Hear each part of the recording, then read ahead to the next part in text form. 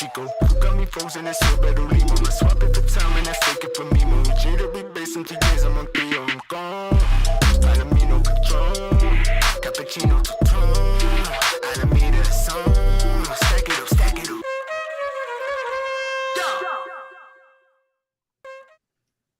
Oh, snap. What's What up, up? y'all? We're What's back. up?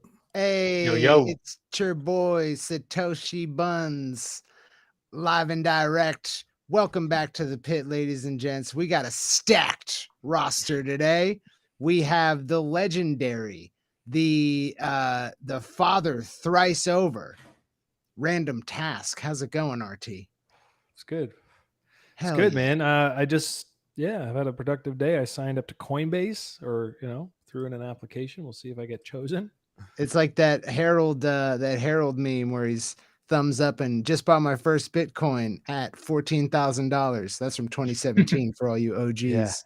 Yeah. That's been on my to-do list since friggin' February. I tried once and I didn't know half the shit they were asking for, but I got it done today, so it feels good. Well, welcome to the boomer side of things.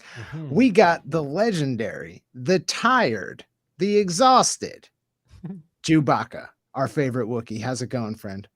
Doing all right. Booked some decent trades on this last little mini rally, so can't complain there. But gonna be probably a little out of it. Didn't get much sleep last night, but it's all good. Nice, dude. Save it for 2024, dude. Save it for 2024. And then we got the hot Dan Doggedy himself, the return, Dan from Blockmates. What's up, buddy? Yo, what we saying, boys? We're going good in the hood. You know, we've been doing some really, really good market commentary on the trades that I have not taken, but I've commentated. Commentated on them extremely well, ladies and gentlemen. Yeah, Which is why I'm really that excited camp, to be dude. here talking to you guys about it. Maybe you can help me with the whole trading part, and I can just talk. Dude, we'll show you how to set up MetaMask and click buttons, friend. Well, we got a lot to talk about. I think RT's got charts loaded, and I'm sure he's got a lot more to say than I do about what we're experiencing, because I've been tagging transactions for what seems like 2 weeks straight as my previous CPA screwed up my taxes for 2021. Oh no. Yeah, it's been fun, dude. I'm basically a friggin' block explorer analyst at this point. I could untangle any mess for your taxes. You let me know. Let's get an oof in the chat for Circa. How many transactions have you gone through? 80,000. Is that why you switched to hot dog? Or are you just feeling like a hot dog this week? Just oh yeah, wrap me up, dude. I'm minced meat at this point. Jesus. That gives me anxiety. I've had 6-month tax seasons for 3 years in a row. This year, instead of having one 6-month tax season, I'm having a little bit of tracking every single day on coin tracking. I'm trying to keep it clean, but well, I figured out LP it's not clean. I'm learning that today, actually. I get to relive all the pit days of 2021 through the process of tagging transactions. It's been fun, gang. Gosh, Mimo, what a friggin' wild time that was, huh? Wonderland? Jesus. Oh, don't even get me started, dude. I got a surprise tax bill this year because of a miscalculation of 2021. It was like, hey, just so you know, you forgot to pay a little bit. And I was Did they hit you up about on-chain stuff? Nobody hit me up. It was like my accountant basically was like, there's a major discrepancy here in our balance, start and year-end balances. So we must have underpaid in 2021. I was like, So despite taking a fat loss last year, I got hit with a cool winning tax bill. Nice, dude. It was very uncool. But let's look at Bitcoin. Let's take a look. Something interesting just happened. Now, I haven't been too vocal on anything because I'm literally just swimming in baby shit and diapers right now. But so I've been trying to I'm definitely abstaining from tweeting about what I'm doing, but I have been in the pit talking about shorting these range highs. Not as much because it's I get it. Okay. We had a really cool bullish breakout and there's been ETF news and Bitcoin's probably going to hit 100K and more. I get it. But we've had a very strong move, which by the way was telegraphed by the TRI algo, which I got to give credence to because I was pretty much demoralized down here and I was like, I'm just going to take the summer off and chill. And then I saw this range, and I was, the same one you were looking at, and I was thinking, oh, if we reclaim, actually, I think I had it drawn this way before, like these lows. I was kind of like, hey, if we reclaim those, like this could be a really cool deviation. Then the BlackRock news popped, and little did people know, it actually popped like 8 hours before this move. Yeah. And it was like they're planning to file. And then the news of them actually filing was put out by Delta, this guy, DB. And and that's kind of, I was like, you know what? I think I'm ready to take a trade. I'm going to put some money back into Bybit. I'm going to take some margin. And it was on top of that, the TRI algo, which if you guys don't know, I've talked about on stream a couple times because I like to plug things that work well. And this one works well. It gave this long signal right here. Basically, it's just two moving averages. What goes into creating those, I don't know. That's the secret sauce. But when red crosses up on blue, that's the long signal, punches it out in the Discord for those who are subscribed, and then like the short signal here or the sell signal. And I'm pretty sure their testing has only been to buy spot, sell spot, not like leverage and shit, and not shorting. So this thing doesn't short. Yeah, like they could use it for that. Today it fired a sell signal. So if I bought on that signal, it was right here. I actually grabbed this wick because as I was depositing, this wick came and I was like, oh, and I just like panic aped. Technically, I wouldn't have closed it until today. And the market was kind enough to actually move up a little bit into that sell signal today. So that was cool. I used it for my spot. Anyways, something interesting just happened. Now, it may be too early to say this, so bear with me if we pump on stream. But that's not what happens on stream, friend. Well, yeah. Well, look at this face. A couple days ago, Fidelity plans to file for a spot Bitcoin ETF was the news. Yep. And just now, 6 minutes ago, Fidelity files for the spot Bitcoin ETF. Wow. Now, what's interesting about that, see, now we do have a green candle. I was going to say, just as we were starting up the stream, it was kind of like rejected on that news. It was like, hey, and then it was like rejected. I was like, is this kind of like a news pivot where we're seeing like good news not be so good? But now we've got a 5 minute up. So maybe it is going to get a little squeeze here today. Yeah. I am short from here on perps, mostly as a hedge. It's like just oversized hedge. So I'll make a little bit. Anyways, we call that net short where I come from. Well, it isn't even though, because like it doesn't cover my alts. It's just like net short on my Bitcoin spot. But I don't see like the cool swing trade. Like if we were going to have like, a shitty start to Q3 or whatever, maybe some long weekend bullshit. If we do fall out of this range and do some retesting, it'd be totally normal from like a price action point of view. You have your daily. I'm really not sure. Like I feel like it's either going to boom or bust. And if it busts, it's probably going to boom after. So point is, this particular short, I half expect the good one, if it's going to really roll over, is probably going to sweep all these highs first. So I don't have very high hopes for it, but I've taken it twice now, closed it these 2 times down at range EQ. So it's been profitable so far. I think if I get stopped out here, it's probably going to be slightly net profit. We'll see. Damn, but that's what I'm looking at. The last thing I'll say, because I talk in a lot the boards here. like you, dude. You're in there. Well, it's not been great this week. If anyone's been trading this other than a range, it's been really painful. But last thing I'll say is I drew this high time frame GAN, which is a cool way to just track a cycle. And I did it last cycle. You guys would recognize this. I did this one. So this was drawn off of like this rally here. And then it extrapolates this crazy big thing. And if you really dive into it, these lines are all basically just support and resistances. And it's like, what are the anchors for that? The low and then the first impulse high. It's a lot more that's how you draw it, except for there's all this shit about like locking price to bar ratio and stuff. It is actually more complicated than I would want to get into on this stream. But I did write it for this one. So I did a new one last week right here, just thinking off of this high. And I drew it like, using a 500 ratio. So 500 to 1 and then lock in. Anyways, we could do a video about how to make these, but it is pretty remarkable to see if you did go low to this high. Look at this fucking arc. Yeah, that arc is clean, dude. So trippy. And then like it broke through, closed retested, and then just boom right into the next angle. So this thing, these things are crazy when they run, and I find them hard to trade off alone, but they're cool for swings. That's dope, dude. So anyways, what's more interesting though is that this gain angle is holding us down right now. Yeah. And so is this gain. Very much discrete and isolated gain angles. That's just interesting to me.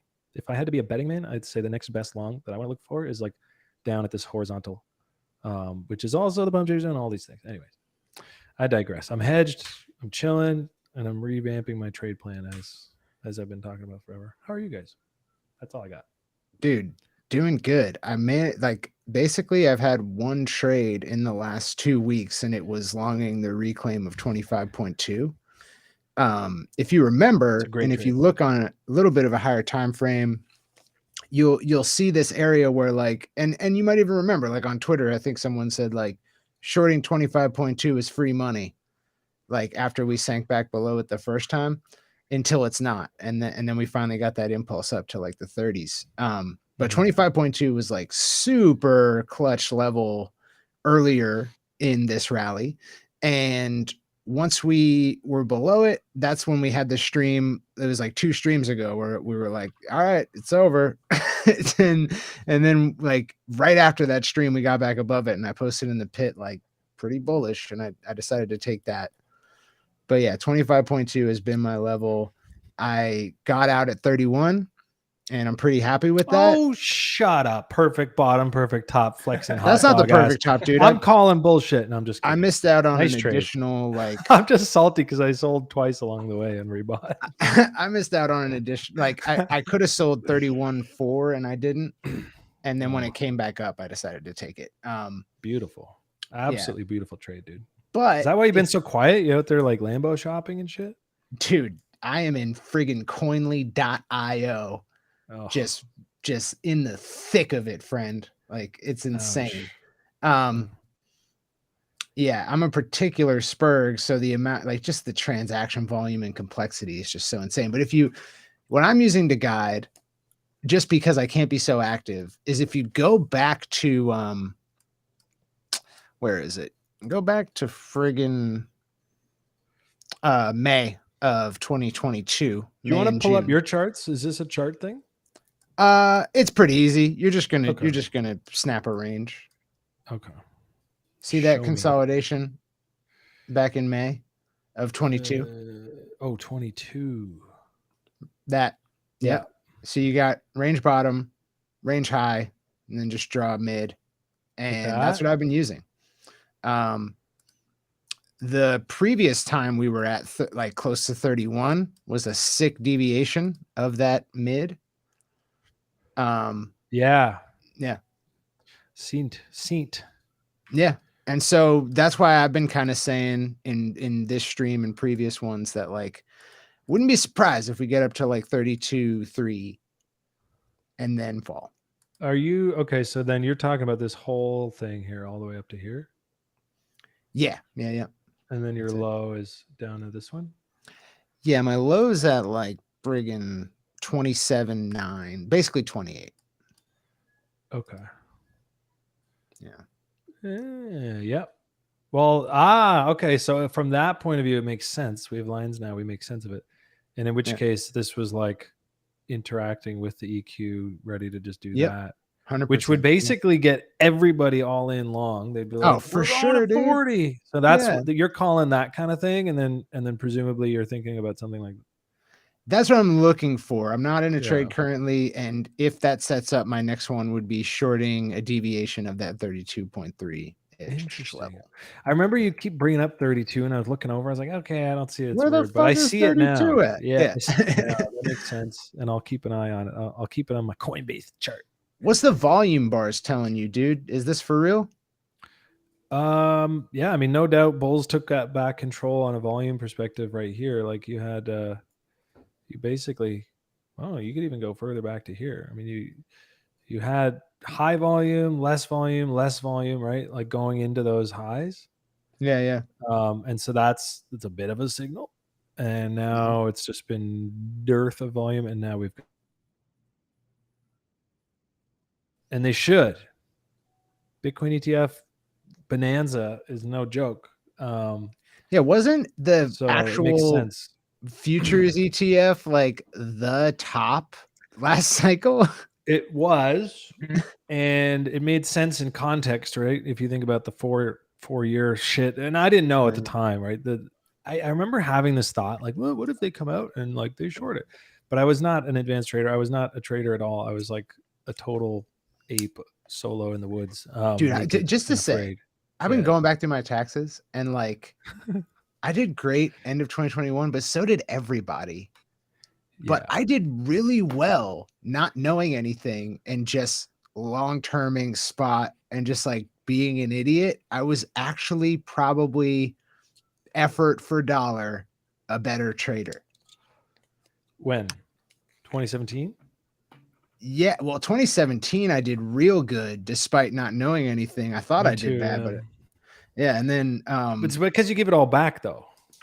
no, I didn't give it all back. I kept a Okay. bunch. Okay. Yeah. I mean, I kept what I thought was like life-changing money at the time, 150K, and then I watched 400 turn to dust. Like I went up to like 600 with ICOs and shit from 10K. Yeah. So I was feeling like a boss. Yeah. And then I took out an amount that I was like, oh, more than I ever dreamed of, and then watched 3 times that just turn to dust. Well, like I totally had the feeling that I did bad in 2017, 2018. Like until I went back through it with the tax stuff, I would have told you, yeah, I lost money, Mhm. but I didn't. And then 2020, I did great because of COVID crash on like stocks and crypto. So yeah, like there's something to be said for like all this fancy tradery stuff. It's like execution is the X factor that keeps you from doing that. Like you get all this new knowledge, but the execution doesn't come with the knowledge. So you're going to make like dumb mistakes.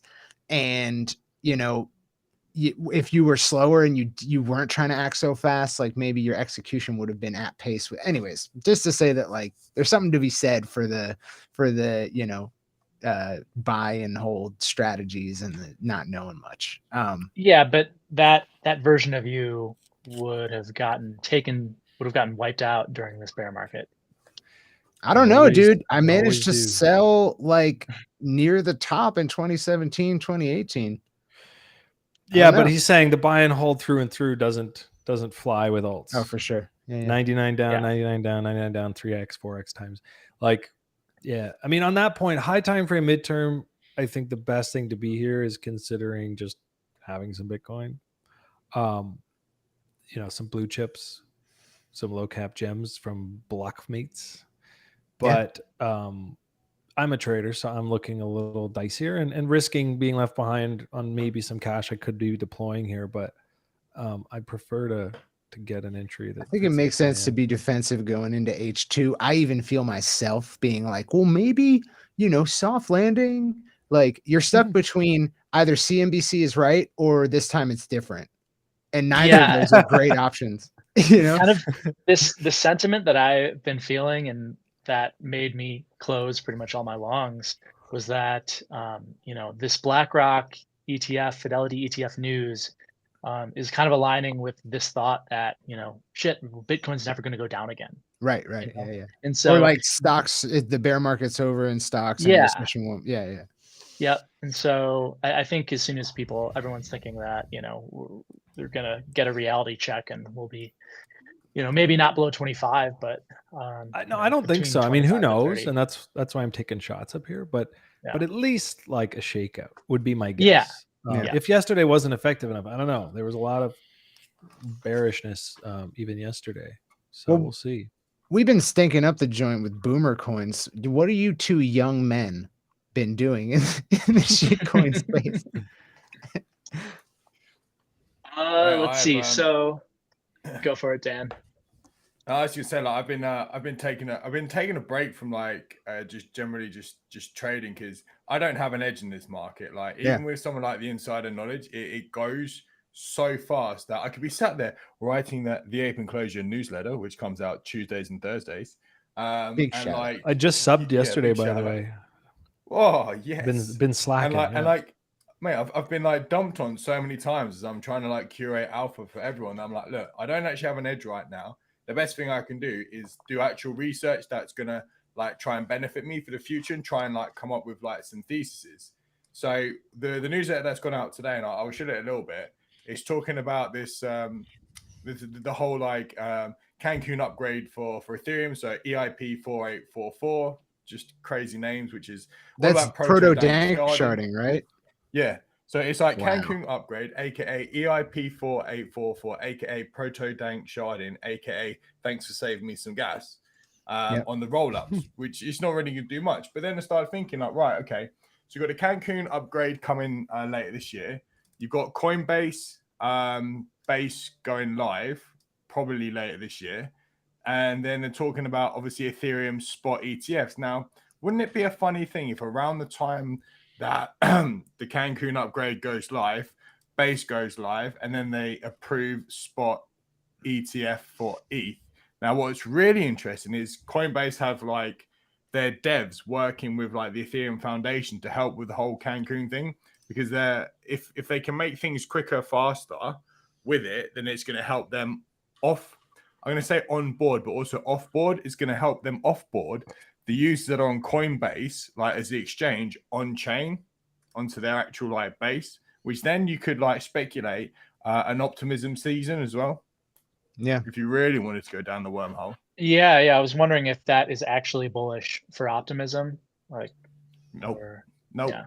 I'm going to say it's bullish for the super chain, the OP stacked super chain. Is that Ethereum? So the OP stack's like it's all being it's the easiest way to explain it. It's built on the OP stack, but it will be part of Ethereum. So this is why like the roll-ups during Cancun will probably catch a bid first. So OP and Arbitrum likely to catch a bid. Their main alts probably maybe likely to catch a bid. If you want real wild cards, you got things like Metis, and then I haven't discovered, I completely forgotten about this coin, but like Boba or like Boba. Boba. Like yeah, I traded that on FTX once or twice. Yeah, so that's someone else that could, in theory, catch a bid. Even like the ZK Sync hype, like with off the back of it. So I'm quite bullish around it. And as we've seen from like in the past, Shanghai pumps LSDs. The merge just like pumped Ethereum, the Ethereum Classic. And then do you remember the Ethereum POW? Yeah, dude. Let's go. ETH POW. Yeah, let's go. ETH POW. ETH POW. I actually, for what it's worth, I got an alert yesterday on Optimism because I had it set for 120, and I was kind of like, 120, I'd like to buy this because I was feeling the FOMO after not building any position here. So I didn't buy it, which is probably bullish. Usually they go when you don't. And actually, this exact same chart pattern. First of all, this could be the capitulation wick in retrospect when we all look back. It might be. It's put a bid in for being the capitulation wick and all. So that was 20 to 30% across the board on altcoins on that day. And we haven't seen anything even remotely close to that wick yet on the stronger ones. So when it broke out of that with nice volume, I thought, man, this next pullback would be great. And so I set that alert. I'm reformatting my trade plan so I can take some action today. But look what happened to Solana today. Very similar setup. Yeah. Exact same. Right? Same exact setup. So we're seeing this on a lot of higher time frame or higher market cap alts, I should say. Oh, wow. So it broke that range. Solana just popped this morning, 10, 11%, right out of that. Op looks similar. So if you're telling me there's a Cancun upgrade and that's cool for optimism, I really need to get in there, at least building like a DCA bag. Wait a minute. Like you're telling me we got Cancun. Yeah, we got some Cancun. Like, I love a good story. I liked OP because of the massive unlock and, that being like, bullish unlocks and all this shit. And then the capitulation. Was the unlock around that capitulation? It was just ahead of it. I think this was kind of the unlock, and then it dumped. That was my stop out. And then this was me crying, and then it capitulated, and I went, haha, see, didn't buy back. And now it's like in the local pump chaser zone off that low. The reason I'm not rushing into these, and it's probably better just to dollar cost average some of these, and that's what I'm going to do probably after the stream. But the reason I'm not rushing into this is because when you get these higher time frame reload zones, you often just see like a big fat range carved out. And we saw that here, and every chart we look at, especially altcoins, you just see that, and then they rally, and then they break down, and then they go back in there, and they don't rush back out. So it's not exactly saying the that season of rushing out of these.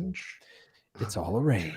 Yeah. So, accumulation, distribution, and now we kind of get into accumulation. So is there a day trade in here for optimism? Maybe. But as far as building a position, like this is where I want to do it for the next cycle.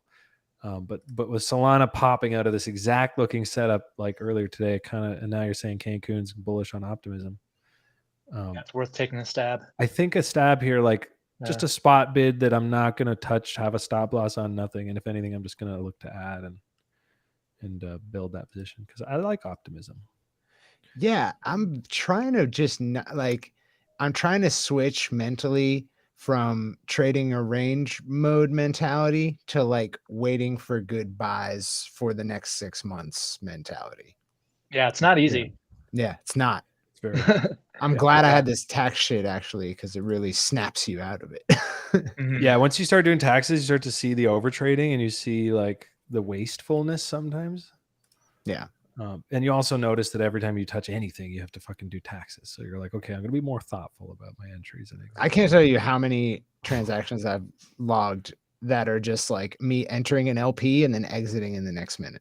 LPs are the worst too because they come back diluted. Like they come back like with some fucking next transaction you got to figure out. Partial sell, partial, IL type stuff. Yeah. The bane of my existence. Yeah. So, okay. Dan, talk to us more about optimism. Sex it up. Get some sex in the chat. They got some just generally like great marketing. And so, so here's one thing that I think people have forgotten.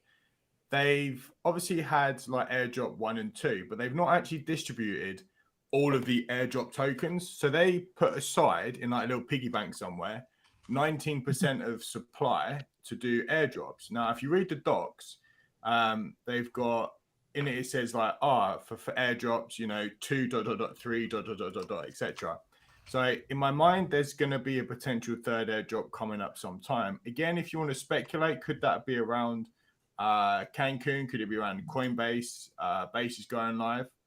And then, I just think. Now, you think that's a user airdrop, not like an ecosystem airdrop? Probably. Protocols. And like, what's really interesting, if you look at some Bridger stats about the number of people bridging over, I think last week Arbitrum had it was 2,700 and some peanuts bridging over from Ethereum. But when you actually looked at Arbitrum, I think that the number was ridiculous. It was 100,000, Wait, you're saying optimism? People. Yeah. Where do you look up the bridge stats? I'm trying to pull them up. I've got DeFi Llama here. So is it on Llama? It was a June dash. I'll find it for you, dude. Yeah. Oh, Dune. Okay. It's super interesting, man. Yeah, be very curious. And that's a really good indication when you just see it's like active wallet holders for Time Wonderland. Like when that peaked, it was like when that rate of wallet growth slowed, that marked the top. You can get a lot of look in the private chat on this. Is there? Oh yeah, okay. Dune. Crazy. So there's got to be something for it. Yeah, I mean, look at those stats, dude. That's ridiculous. So Bridger's total users. What is that time period? Is that just ever? And I think so. According to this, it'll be the 7-day. 7-day. Okay. Wow. Yep. Oh, okay. You can here, obviously depositors. the ZK Sync farmers and the Starknet farmers. Holy shit! Maybe people are farming for this optimism airdrop. And then if you want to go even more optimistic, conspiracy theory, well, not conspiracy theory, but Quentas still have the OP rewards and emissions going out. And I think they've still got 300K to go or something ridiculous. Quenta. Wow. Yeah, so love Quenta. I wouldn't be surprised if from what some market makers were saying is they were just farming the rewards on Quenta. Dude, Danny Boy with the alpha friend. Yeah, man. I think it was an 18-week rewards period. The first 4 weeks were peanuts, and then the last 12 weeks of it is a lot more. Quenta's at that kind of investable level too. Agreed. It's in that reload zone space that I love to be thinking about buying stuff if it's not dead, and if not farm token. The problem with the farm tokens is that they do this on the come out and then they just drip into eternity. You just got to make sure you know the tokenomics of the coin you're thinking about. Dude, you want to see some funny charts? Man, I want to see some charts with hot dogs on. Dude, I got a hot diggity dog for you with a drippy bottom. Oh shit! If you look at, do you guys remember Geist? Oh god, dude, Geist in the bull, like they had like they were, so it was on Phantom, I believe, and it's basically, I think it's a comp fork. It's like Blizz, like one of these lending borrowing forks. And at the day of launch, they claimed that they had like 1 bill TVL or some such shit, and it was like such a scam.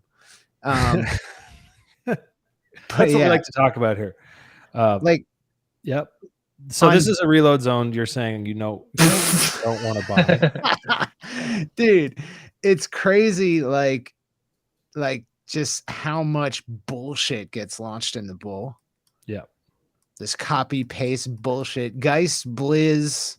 There's got to be a million others. I have a lot of funds locked on Blizz. Let's be easy now. It printed for about 3 weeks and then it went. Dude, I put a bunch of money in debt. You're not alone, friend. I was like, I think I just did it because Messi did it. And I was like, oh, cool, Blizz. What a freaking idiot. We all did. And you know what? He rides the ship with us. No, I liked Blizz. It was printing all these different stables and you could just claim them and then spend them. But I did notice pretty early on, I was like, oh, this is going to be down only. Like I was making so many Blizz tokens and I was just selling them. I was like, no one's ever going to not just sell these. And they're going to be 50 cents, then 20 cents, then 1/8 of a cent, then a billionth of a cent. How is Blizz doing? Let's go look at Blizz. It's the same chart as Geist. Oh, okay. So yeah. Oh my god. Look at that. Yeah. So this was me like getting interested in Blizz. This was me feeling like a genius. This was me starting to realize it was all gonna go to hell. And this is me living in hell. Oh my god. Yeah. So yeah, it's at like a 10,000th, 4/10,000ths of a cent or 400,000ths of a cent. So you guys reminds me of liquidity, eh? Somewhat dilutive, I'd say, mate. Oh man, how do we feel about that one, Dan? That's great. Hey, Jewbacca, have you got a bag? Of anything? No, of Blizz. Or Blizz? No, I never got into Blizz. I think we should help our friends out and like be their exit liquidity. Yeah, dude. Yeah. Actually, I've been hearing rumors. Okay, I'm hearing things. Big things coming down the pipeline. If you bought Blizz? 100K right now, I could get an exit. Yeah, dude. Are you guys familiar with Coinbase? Because I believe little birdie told me that Blizz is getting listed on Coinbase. Okay, cut the stream. Block, delete, mute. Hot dog Blizz, is talking that shit. Don't buy Blizz is first and Kra is next. Yeah. All right. I've only got 14 minutes left because our nanny's off today and my lady's got to go out. So I told her I'd do an hour. But before we go away from optimism, no, actually, we already went away. I'm feeling very optimistic. Let's just put it that way. I don't have a bag, but I think today's the day I'm going to just get a little one. Got to get started on somewhere, right? Oh, I got thrown by that Blizz talk. What's on my watch list? Prime. EMG. It's talking about Prime. It's got a nice accumulation trough. Prime looks good. Yeah, looks like a floor. Actually, before the stream came up, we talked about FTT. Let's take a look. Oh, mate, this is like I wrote it in like one of our discords today. I was like, it would probably be a smart idea to like have bought a bag of FTT as like a punt, like one of those like you put like a little bit of a few peanuts and macadamias in, and you just hope for the best. Because with all this news now about like FTX 2.0 and FTX Reloaded and whatever kind of like Matrix movie title you want to give it, like it could have legs. And if you look at all-time high of like $90, mate, you got like a 100x in right there, easy. Yeah, I agree. Well, not to mention that when it comes back, it'll be better. because you won't be trading against Alameda. It won't be so shisty. It's probably going to be way more regulated. Like somebody said, it's probably going to be the safest exchange out there if it comes back. And it's almost, that's not a bad point. Dude, look at Ajax on the daily. This is a coin that I'm planning on being a big bag that I don't really care about timing of entry, except for just getting a low price. Ain't this like for Singularity, like AI yeah. play? So Ben Gertzel is an actual AI scientist, AI engineer, as opposed to like all these crap AI coins that have been popping off that really are just like their big plan is to just like package GPT in some kind of interface and make it blockchain related. This is an actual, like there's an actual plan here. Basically, there's a whole bunch. If you go to Ajax's website, you'll find a whole bunch of subproducts of this Ajax network, Singularity network, that are all useful in their own right. And if there ever is a need for decentralized AI modeling or AI execution, this would probably be it. That's not to say that there will be a need, but if there is one, this is the one that's like an actual serious project. And I just think you're going to get my anticipation is we go through a recession. Everyone forgets about NVIDIA for a second. Then we get like the real AI bull. And when in the heat of that, I expect this thing to do numbies. Yeah. But right now it's showing big old high time frame divs. Bull divs? Basically, based on the fundamental analysis that you've just like delivered to us, I ended up buying like a bag of like Cogito or whatever it is, based on like the fact that the guy behind Singularity like was a gigabrain AI node, mate. Like I just played it so bad, and like I just bought it at the top when it launched, and then I kind of like did my research. I was like, oh, so there was a massive like public sale. I got Cogito there, and I got absolutely wrecked on it. I was like, what is it? Yeah, AI didn't save me. I can't remember, mate. It's one of their. It's in the eco. I could shed a little light on this. We actually have Noonet, Singularity DAO, and Hypercycle in our portfolio at Magnus at my fund. We invested in those three, and we've been in talks with the teams through Singularity Net and stuff. Hypercycle is an interesting one. It's a high FDV, but it's. Are you saying that there's sub coins of Ajax? Yeah. Oh, but shit, look at this post launch. So this was interesting to me because we were in the pre-sale. I think it was I don't know, 8 cents. Like I think this is around 6, 7 to 10x, something like that from our investment. But like nobody's selling. Usually I'm used to being on these cap tables sometimes, especially through bear markets. Not that we're in one. I think we're kind of into a bull trend now, obviously. But anyways, this has been an interesting post-launch price chart for me because I know that all the early investors are in profit and they only have, 5-10% of their tokens and they're not selling. The only thing is the FDV is like 600 million. The market cap's like 600 million. So it's like pretty high. But this is one that I'm watching because I have a bag. Flirting with like teleporting to 2 trillion market cap. So I feel like the ceiling on AI narrative-ish is pretty high once we get back to easy conditions. Yep. Well, and I'll say this. One of the guys, don't know his name offhand, he speaks to one of my colleagues, and he actually hyped up Hypercycle quite a bit. He says a lot of this AI stuff, AI on the blockchain, he's not buying it. He's like not buying that it's possible, that it's even makes sense. But Hypercycle, and I can't speak to their tech in depth because it's way above my head, but I would say look into it. I would say research it. It's probably a good one for you, Dan, for one of your newsletters. If you're going to do like an AI themed research report or anything like that, this whole ecosystem, I think, would be an interesting one because, like you said, Ben Gortzel, like some of the top names in AI are behind this. That does not mean that they know tokenomics and that they're going to have this robust tokenomic ecosystem. No. But I do know that we were excited about the Hypercycle tokenomics in the sense of like actual use to borrow machine GPU, whatever. I don't know. But they've been tweeting a little bit. Let's go see their Twitter. AI on the blockchain is possible in the way that driving a car with your butt cheeks is possible. Oh, mate, you got a video of that? Heard it here first. I can tell you from firsthand experience, it's not optimal.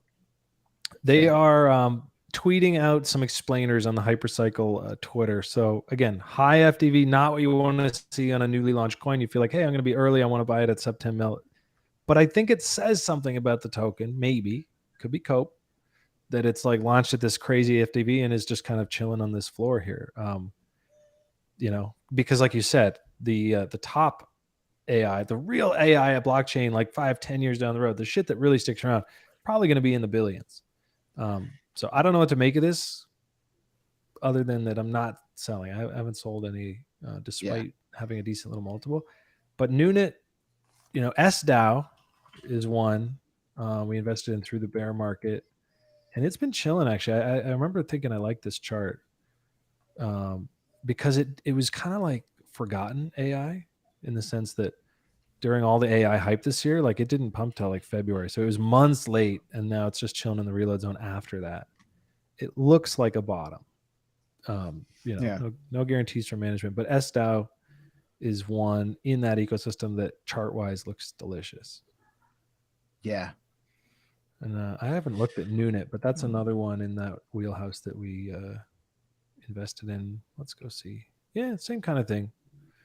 Chilling in reload zones. So yeah, no, I'm all for it, dude. I think this, if anything, we'll look back, we'll be like, damn, like AI basically telegraphed that they were going to be big through this cycle. And right now they're all just chilling in reload zones for the most part. So like, it's one of those things where if you look back, it's like, it's obvious, right? Like SPX AI rally, you know, big AI, like news narratives dropping every day in the middle of like terrible financial conditions for speculative assets. Like, it's just telling you like, okay, once we're back on, it's game on. Like, this shit's going to fucking go to the moon. Yeah. Looking at this NTX chart, I just think to myself, time to get my bag back. You know, I don't think I hold any right now. I had to nuke everything at the end of last year. So probably actually sold most of it here post FTX right at the lows. Yeah. But I had to reallocate all my capital back to cash to like, you know, gather my life together after losing 75% of my shit in FTX. But this is one I'd like to redeploy in now that we've had this chat. As they say, leverage high, liquidate low. You know what I mean? That's it. That's it. I think this would be like a nice little lady play too, because I could pick up a bag here and then I could sell half of it right here and have a free position for the whole cycle. That's lovely. And if it rallies up into here and then rolls back down, I could take that and put it right back in that other half. And then, Damn, maybe I should just LOL all these AI spinoffs from Singularity Net. Dude, that's it. I think that's the idea. Like, that's literally, I was saying before the stream, I'm gonna revamp my trading plan for real this time. Like, I'm really getting into it. I did a lot of work over. Wait, last time wasn't real? That was like 4 weeks ago. I know. I've been talking about it, but still doing some of the same shit because it's a bigger job than just writing your plan. You have to actually go set up new wallets, like move certain amounts here, have a written plan. Like, every single touch of your mouse has to be an execution of that plan. I haven't gotten there yet, but today I'm allocating like a certain amount of capital to a wallet that's just for buy, sell half on double. Nice. And I think I'm going to start it on these AI coins because you're right. And I believe you. And I think it's going to look really fucking obvious. Thanks, man. I believe in you too, dude. On these AI coins that the next time they pump, it will be again around earnings season, because that's when you saw it happen this time, when like Nvidia were announcing announcements, AMD announcements, CRM, everybody. So I think if we can, like, you know, maybe let them bleed out a little bit more, so we all get like a slightly better entry. And then as we come into like the next set of earnings seasons, and if we know like big tech has been working on them and they know these are buzzwords, that, or even if they've just got AI in the name, like C3.ai, that could be, this is the one I got. CGV, I got like tuned on. I got proper Kajitoed on it. Yeah. So, I mean, and you can see the difference between the charts, right? Like, some have been post-launch, and then some, like this one just launched. It doesn't look like a floor to me. I don't trust this one yet, but some of those others look delicious. I'm going to still add this to the watch list. I'm excited about being heavy AI sector for next bull, also for a psychological reason, which is that, like, from a fundamental perspective, I think AI on the blockchain is about as stupid as it gets. And so I'm very excited to have no like bag marrying, fundamentals in me. Like, I'm postured correctly for an AI pump. I both believe it's going to moon and believe it's going to draw down 99.9. Yeah, you'll treat it like a Pepe, basically. Exactly. Yeah. It's the perfect setup. Totally. But why would you need a coin for like an AI project anyway? Like, it just don't Why make would sense. you need? Yeah, Why would you need exactly. AI on the blockchain? Why does it need a token for it? And Yeah. here's what they're going to do, dude. They're Pay in going dollars. to make the same argument that they're making with render. They're going to make it like, oh, this is the payment token to use GPUs or whatever the F, that's what it's going to be at the height of the bull. It's going to be as compelling as it gets. Oh, AI is open source. And so if you need open source models, you need a distributed, decentralized, permissionless. So it works, all that's coming, dude. It's coming for your brain, but don't be convinced. But token so not needed. decentralized Classic. GPUs and stuff like spaceships. Nice. Cool stuff. Yeah, I'm ripping down the Hypercycle Twitter because one of their first tweets was about the token and how it had real use case within this Hypercycle ecosystem. But I'm not there yet. So, the tokenomics, yeah, the tokenomics are unique. Transaction fees are replaced by royalties automatically. So, anyways, I won't read it here, but they are claiming to have that solved, or at least like they really do need a token. Which, if AI is so cool, there how come are I a don't lot have out little there that do need tokens? Most Yeah. don't. But I mean, it doesn't matter. Don't midbrain this shit. Don't mid-curve it, right? yeah. Because in the bull, you don't need a token. Just like the narrative, the compelling story. Hey, this thing smells like that other thing that just pumped. Buy it. Yeah. Dude, people bought fucking Wonderland a lot. Okay. Yeah. I bought Wonderland at 3K and they gave me like dozens of Memo tokens as it went to 10K. So it was diluting like fucking crazy and going up in price. It was the perfect Like, storm. yeah. Like, so like going through all that again and seeing it like smack me in the face in these tax reconciliation, it's like, I won't mid curve anything ever again.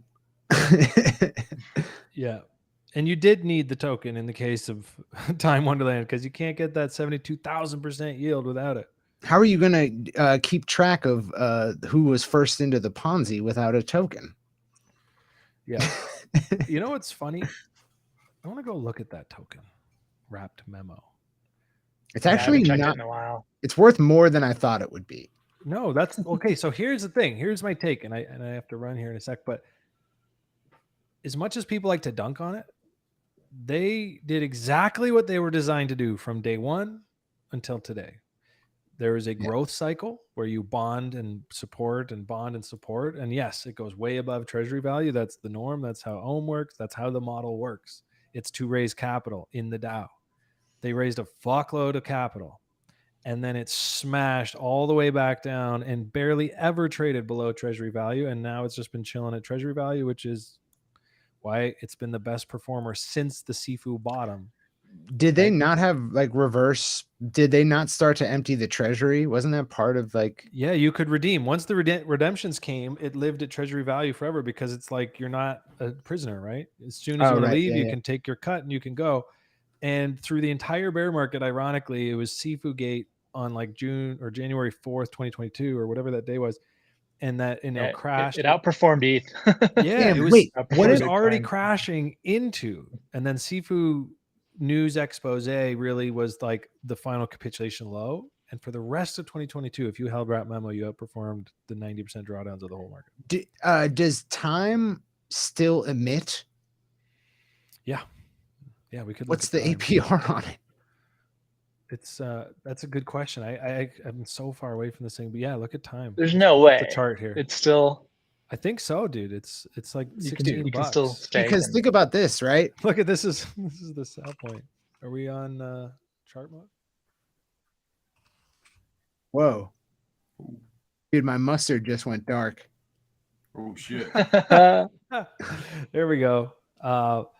Yeah. So like Time's still emitting, it's diluting, but wrap memo obviously wraps that into it. So, the time is actually going up too, which is What weird. is So the maybe they H? stopped emitting. I don't know. I'm looking at it right now. But if you Pulling look it at up. wrapped memo, it is like this is a weekly chart. If you look at any other weekly chart from Oh, it says the farm is paused.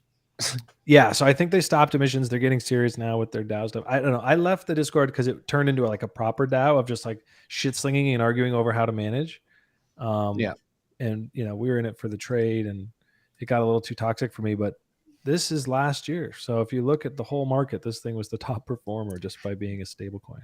There might be a play in rebase tokens with treasuries full of speculative assets where there's some play between, there's like a little bit of give between the token's value and whether it still emits and like the beginning of the bull, right? Like imagine AVAX going back to $100. What does that do to Wonderland? And can you like wedge yourself in the middle a little bit and eke out a profit? Yeah. Speculating on what is in their treasury. Look, guys, I got to cut. Take over screen share. Do the people good. I'm going to go downstairs. I'm going to throw you guys on the TV. So I will be watching. I'll be in the chat. All right. Yep. Right. I'm Take care. going to be out as well, but I will leave you with this. If you missed that Sol pump and you think Sol is going to keep going, long bonk. Okay. I think bonk looks good. We like the bonk. Yep. All right. Peace out, you quitter. Later, guys. Peace, brother. I think Dan? we're all just about. I think every single person watching right now has just loaded out the bonk chart. Yeah. Yeah. Let's take a look at it, dude. Are you on it right now? No, like my screen share always goes like mad slow. Well, I got it pulled up right here. It's near all-time lows. And it's still a valid protocol. So yeah, might not be a terrible time to pick up some bonk. Dude, what's your plan? Like, do you have, are you starting to think at all of a plan, like going into 2024? Like what you want to be doing the rest of this year? What kind of bags you want to have like at the halving? So my like new thesis, because I kind of found like I was getting really like overwhelmed with all these different coins, and when you're like spending a lot of the day researching, like you can create like a bullish scenario on absolutely anything and everything that you read, and then you're watching like a bajillion charts, you set your notifications, but then you might miss something, and then you're like, oh fuck's sake, like, I've missed that, and then you get another miss, or it's like, oh Jesus Christ, it's getting annoying now. And then because what we've got going on behind the scenes of Blockworks is Jesus Christ. Blockmates. Holy shit, I'm definitely out of a job. Dude, I'm telling Jedi you said that. Sorry, boys. No, because what we're doing like is just really ramping up. So I thought, look, how can I keep it simple? It was like, well, probably the simplest way to do any kind of trading, and this is just my logic here, is wait for something to get like super oversold on like the daily, 4 hour, or like even weekly. Ape in, forget, and then sell when it gets to like the overbought, for example. So that's kind of like my strategy now. The coins I actually do like, and I am generally pretty bullish on. I'm pure stables at the moment, apart from YOLO, but YOLO Nolo is just cool, and everyone has to have a bag. The coins that I'm just generally bullish on is going to be Bitcoin, Ethereum as standard. I'm also bullish on the Arbitrum coin. Optimism, just purely because of the narrative that's coming up next year. Yeah. And I don't know how I missed it and just completely watched it moonshot, but I'm super bullish on ICE with the WAGMI upgrade that's coming at some stage very soon. And I think there will be and I think they'll be releasing the WAGMI token probably within like the next quarter or so, and then you'll redeem the WAGMI token for ICE. So let's say you had like 1,000 ICE, you then get 1,000 WAGMI token. They won't have emissions starting straight away. So in theory, it'll be like in my mind, like numero go upo with that. So if you'd have bought it at 73 cents, you'd have already had like what? I can't do the math off the top of my head. If you'd have bought it at 73 cents a couple of days ago, you'd have been like what, 60% up, 50% up, give or take on ICE. Yeah. Wow. Yeah. And ICE is a very. I was It's gonna say, like, dumb if interesting. you have a look at their Twitter and you have a look at their roadmap, you can almost pinpoint to almost the exact month where you're likely to get a Danny tweet, because a Danny tweet is going to full send this, because a Danny tweet will be all about WAGMI coming up and, you know, the future of popsicle finance. What is the future of popsicle finance? Mate, all I know is it's called WAGMI, and it's, I don't. I wrote about it, but I've completely forgotten what it actually is. But it's going to be their upgrade to Popsicle Finance.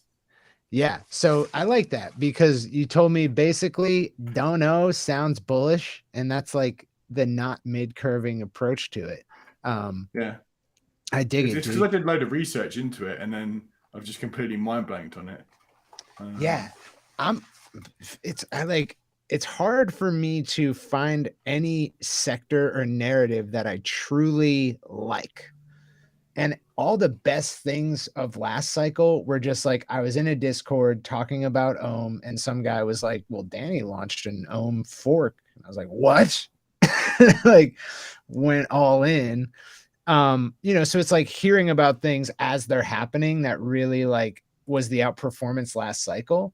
And it makes me think like, yeah, planning out which narrative you're going to jump in probably isn't smart. Probably more smart would just be to look at like when total, like when Bitcoin lags against total 3 or total 2 and vice versa. Like, okay, I want to be heavy Bitcoin, like towards the halving. And then when do I want to rotate out? Like that's more about what I'm thinking about. Yeah, no, I'm with you on that one. And like, so basically, I've just pulled up the article that I wrote on it. So basically, like WAGMI is going to be like a Uni V3 fork. So it's basically like the WAGMI DEX with, you know, a bunch of jargon words, so like concentrated liquidity AMM. And the whole goal of what he was saying is he wants to have a lot of protocol owned liquidity, giving WAGMI greater control over its own liquidity, as the team's long-term vision is to build a project that can sustain the next bull and bear markets. So basically, Popsicle is going to get upgraded. It starts with the DEX. The DEX then releases on many networks. And then there was a third phase. I can't remember what that was, because I think that was like top secret. Yeah, I'm like, the only thing I'm really excited for is Tapioca, just because of how, just operationally, how much I liked having Abra in the last bull. Like I had like I had like 300 or 400 like try crypto, and I was earning convex rewards on that, and then like, you know, 60-70% of that out in stables as like another portfolio. And then it's like, all right, let's lever up ETH on ARB and then take the rest of that cash. And like, so like being able to be in all these narratives maximally while still yielding and shit, like that's kind of what I'm super excited for. So I hope Tapioca comes out strong with like, you know, good yield bearing assets that we can throw in there. But other than that, I've got no idea, dude. I'm gonna buy some Ajax. I'm gonna buy some Tap, and then yeah, I think OP and ARB, like, you know, L2s for sure. Beyond that, the thing you've got to be like super careful with ARB is the unlock that's coming early next year. Obviously, like it's a long way away, and you could speculate that they're going to pump into the unlock, because right, there's going to be a shed load of tokens that are going to go to team members, future team members, and then like, I guess you could say like the founders or whatever. And on the podcast, we're talking with Grant, and we worked out, and like it's going to be something like $1 billion is just going to get like straight up unlocked. And I'm thinking, bro, like if I'm sat there with a bag that's like, you know, half $500,000, and I can literally just go sell on the open market for it, and or even if it's like $1 million or whatever, I would probably dump the shit out of it on an unlock, because I know there's going to be a load of other people that are going to be doing that. So yeah, so I'd say just be careful then. I would say also like ARB needs to get lower before the halving, because it's at 11 bill FDB right now, and like 1.4 bill market cap. So it's like, if it's good, like I don't know, like do you see ARB getting to like, you know, 200 bill FDV, like, because that's what it's going to take to get a 20x out of this thing. No, it's this thing like everyone's like, oh, ARB's a top 10 coin, ARB's a top 10 coin. Nah, mate, like ARB's a shit coin. At the end of the day, it's a shit coin. Right. Like, does it deserve to be in the top 10 as a network? Maybe because of, I guess all of like the DeFi innovation and community they've cultivated over there, sure. But as an actual token, it's kind of useless. And same with OP, which is why like from an optimism standpoint, like the OP stack and the super chain ecosystem that they're creating, like the OP super chain thesis, if that comes true, that's bullish. Like, will it do anything for the coin? Probably not. But then I'm starting to think, all right, so Coinbase is going to be launching. They're going to launch Base. Some of the fees that get generated on Base are going to go back to OP. Now, are OP going to use that as incentives, or are they going to buy it to like pump the token price? Or like, mate, it's the wonderful world of crypto. Like, scams every day and people just like bat an eyelid. Like, would devs and like founders just pocket the fees for a nice Christmas bonus? Yeah. I've been thinking about like something that's changed about my mentality around tokens since last bull is like I'm starting to see the mechanics of how like, okay, a token is a fundraising mechanism for the team to build the thing. And everything you see with the token, whether it be rebasing or LP incentives or, all these gimmicks are just ways to make it easier for the team and the investors to exit. The team and the investors want to exit at the highest valuation possible. And tokenomics is really a game of when you enter a token, especially a governance token, which like who gives a fuck about governance? Nobody, not even people who want to control the protocol really care that much.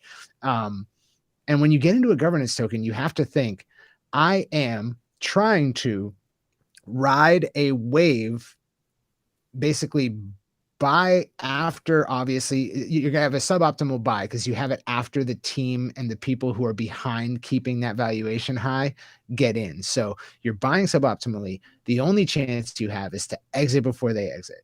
And all of these gimmicks are put there to distract you from exiting. There's really like all these tokens are really just like stocks that don't have dividends in a way. Agreed. I said it on stream a while ago. I think I was just having like a bad day and I was getting like really passionate about crypto and I was getting really pissed off about all these like scammers that are out there and like, people like, here's my wallet. You're not going to get anything, but send me ETH. Guy makes $1 million in 24 hours. Like, dude, fuck off. Yeah. But essentially all crypto is, and what I think it should be for is for two things. And this is how I see it. Oh my God. I'm alone. Oh God. Did I just cut out like right on the juicy part? Oh, thank God you're back. I was so worried that I was alone here. Oh my God. Okay. So crypto is for two things. Number one, it dumping, is for gambling. Shorting. It's for pure speculative gambling. Like, you put like $100 in on Pepe and you can become a millionaire. You put $100 on like, some parsnip looking coin and it goes to zero. Sweet. It's gambling. That's all it is. The shitcoin scene is gambling.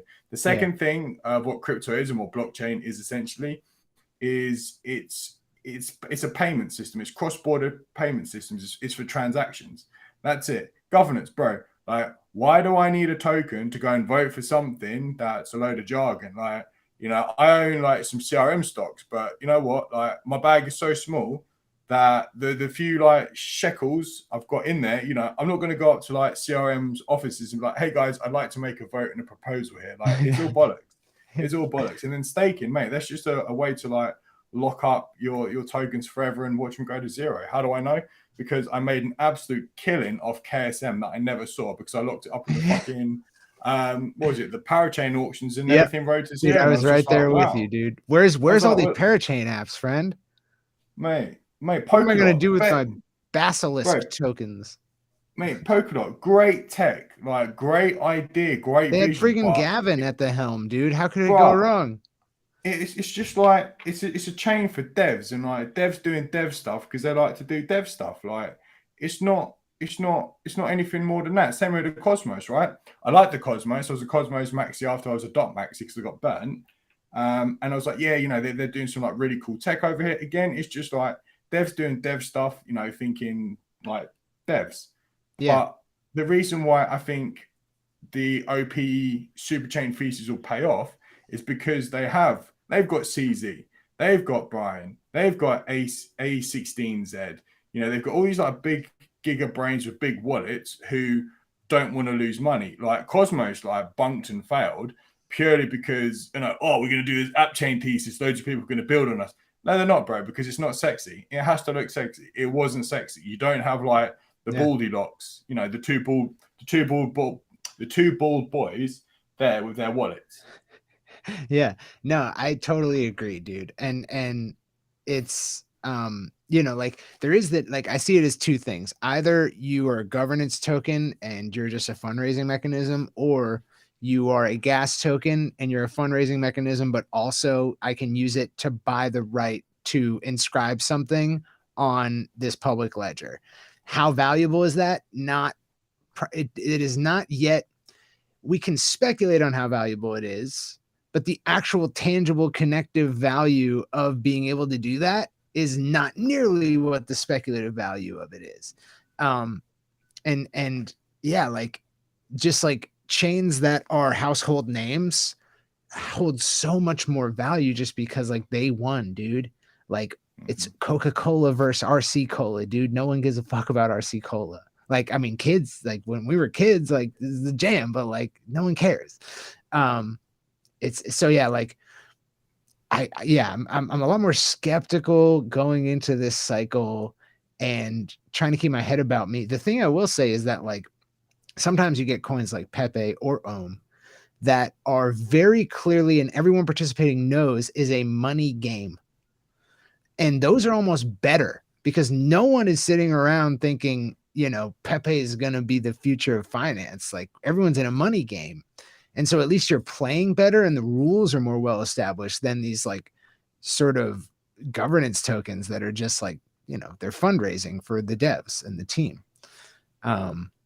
So yeah, I'm hoping we get some more cool money games. Yeah, same, because it's fun. Like, in order for a project to be successful now, not only does it have to be a sexy protocol, but I think there also needs to be like a massive element of gamification in there as well. Because I want to wake up every single day and I want to be able to log on to like my crypto and I'll be like, okay, so I'm logging on to X protocol. I need to go through these daily tasks, this checklist to then, you know, have something level up on there. And I think if you can gamify DeFi instead of DeFi and GameFi, I think they're the protocols and the projects that have the potential, if they can keep the Hollywood sex appeal throughout the next bull run and cycle. And they would be the projects that I would personally be backing and having an eye on.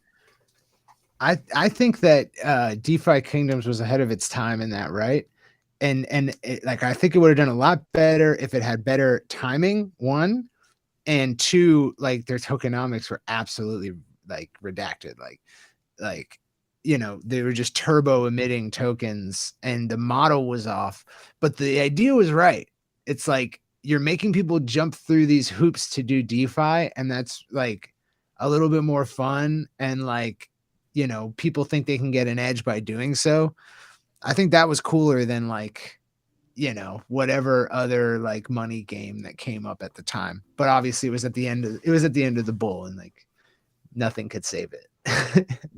Man, for real, man. For real. It's either way, I think the next bull run, whenever it may come, whether it's like an echo bubble bull run or whatever, I think it'll be interesting to see. And then it'll be very interesting when that bull run is over to then look back and compare on the previous bull run, whether the Ponzis will be the same, just with like new participants in, and like the old school boys like us will like know when to exit, or whether it will be a completely just different ball game, different rule set.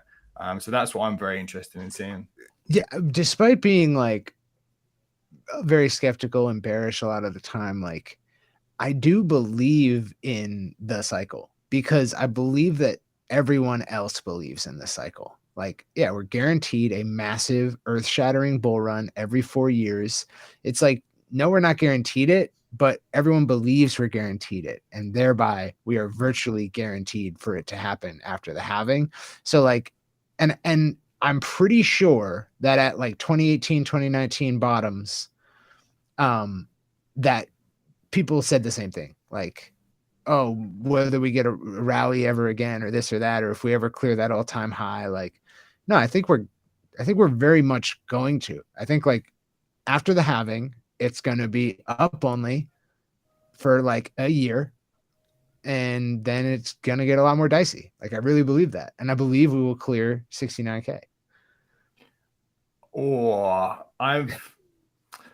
because we're obviously like in that like mid zone, I've always been like, can I see 69K coming? Can I see like 100K coming? Because when you look at that mad run up from like what, September, October 2020, all the way up into about May 21, that was just like FTX. That was just a pure raw FTX pump. And I don't know what kind of players we're going to have then. And then I don't know. I don't know. What do you mean by FTX pump? Because they're the ones like giga pumping the markets back then. There was like transactions where you could see them just spoofing the books and just pushing the price higher and higher. Now, what I'm somewhat I guess you could say like not worried about, but I've got an eye on it. It's this whole like TradFi narrative, because essentially TradFi are coming in to buy all of our decentralized Bitcoin. Now, if TradFi are buying all of our decentralized Bitcoin and then releasing a public product that gets launched on like, I don't know, your interactive brokers or your Saxo Global or whatever, it's not going to be like TradFi is not going to now be the gateway to mass adoption, because now you're getting crypto exposure, you know, through a safe method. It's not teaching somebody to go onto Uniswap and, you know, ape into like Pepe. It's almost like thieving us of like Satoshi's original vision of like decentralization, because decentralization, you know, whether you think it's a meme or not, is now in the control of like the centralized markets. So well, I'm a bit. Yeah, I'll push back on that a little bit, just because like, number one, every cycle has like its quote unquote FTX. Every cycle has a reason why it pumped and then dumped. And, you know, this cycle was FTX. Next cycle, maybe it's BlackRock, or maybe like, you know, it's like the boomers retiring or the boomers passing away and giving their money to their youth, and the youth are buying it. Whatever it is, like there's always that reason. And every time it crashes, people are like, oh, but that won't ever happen again because this reason is gone. Number two, not just FTX, but GBTC was a huge reason why it pumped. It was all this institutional money trying to get access to GBTC while other people were playing the arbitrage for the premium. And that was just like a taste of what the institutional, you know, on-ramp was like. Damn it, dude. We lost you again. There you are, dude. So yeah, there was just a taste of what it was like. And I think there's always going to be a new FTX. And then on top of that, I think that just because some people are going to choose to use like institutional custody, like decentralization is an option you have, but it's never a full like necessity, right? Like you cannot guarantee all participants act in a decentralized manner. You can only give the option of decentralization. And so I think if you get Bitcoin going to 100K, there's going to be all of us bottom feeders on Uniswap. Like there always will be those that follow. So I don't know. That's why I think like it's just going to, after being through two cycles, it's like just starting to recognize the same sentiment and vibes like over and over again. Yeah. I know it's one of those things like we can speculate now, but like when we're balls deep in it, it's just going to be like unreal. Absolutely unreal. Yeah, dude. I'm excited. Well, maybe that's a good place to leave off for today. Oh, wait. Blockmates, LARP. You guys launched LARP since we last talked. Well, that might be a bombshell for another show, ladies and gentlemen, because we're on week 2 of a quest for LARP.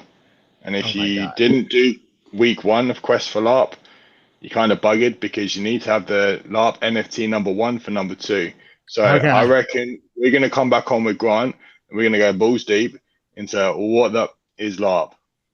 Oh, I'm LARPing. I'm excited, dude. Well, dude, thank you so much for coming on. Please come on again. Always fun to chat stuff with you. Thank you for having me. It's been a great conversation. It's great to like pick your brains and just generally listen, because I usually like troll you guys just in the chat, like off on a non account, like on a weekly basis. So to be sat in front of you guys, like getting trolled myself, it's great. Hell yeah, dude. Well, let's have you back on any week you want to come on. You know, we got you. And guys, stay safe out there. Don't long the top. And if you want to join in the pit where I get trolled by Dan on a weekly basis, you can go to hxro.com, click the community tab, and join the Discord, you idiot. Join it. And we'll see you guys next week on the pit.